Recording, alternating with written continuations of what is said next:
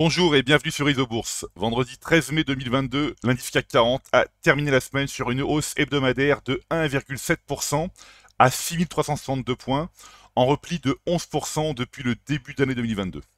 Alors les principaux indices américains et européens ont clôturé la semaine en ordre dispersé. À l'exception de la Belgique, la zone euro a enregistré des gains cette semaine, la plus forte hausse hebdomadaire revenant au DAX allemand, avec un rebond de 2,6%. Aux États-Unis, tous les grands indices se sont repliés cette semaine, la plus forte baisse hebdomadaire revenant au Nasdaq Composite, avec une baisse de 2,8%. Malgré un rebond hebdomadaire d'envergure, le principal indice de la bourse de Francfort, le DAX, reste inscrit dans une configuration difficile à moyen terme, notamment depuis le croisement baissier des courbes de pression Isobourse 5 et 20 mois validé en janvier 2022. Outre-Atlantique, et même si la séance de vendredi a sauvé les meubles, les actions américaines ont été extrêmement malmenées cette semaine. Avec une baisse de près de 25% depuis le début d'année 2022, l'indice phare des valeurs technologiques compte parmi les plus mauvais élèves des grands indices mondiaux.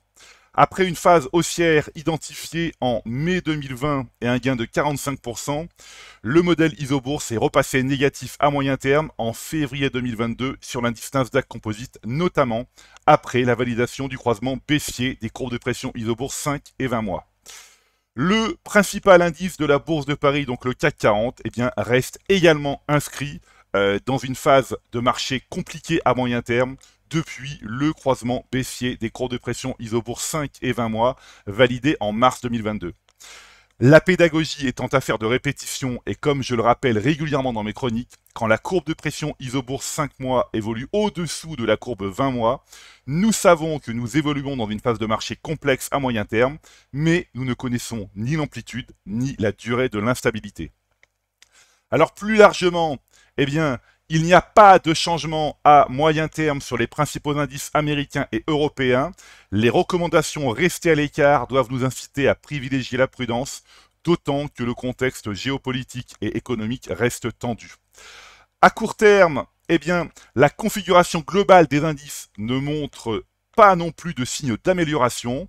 En effet, la couleur rouge foncé est toujours la couleur dominante depuis maintenant plusieurs semaines.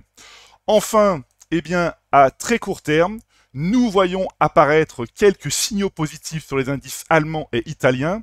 Alors j'attire votre attention sur le fait qu'il s'agit d'alertes extrêmement spéculatives de contre-tendance, puisque comme nous l'avons vu précédemment, la configuration globale à court et moyen terme reste particulièrement dangereuse.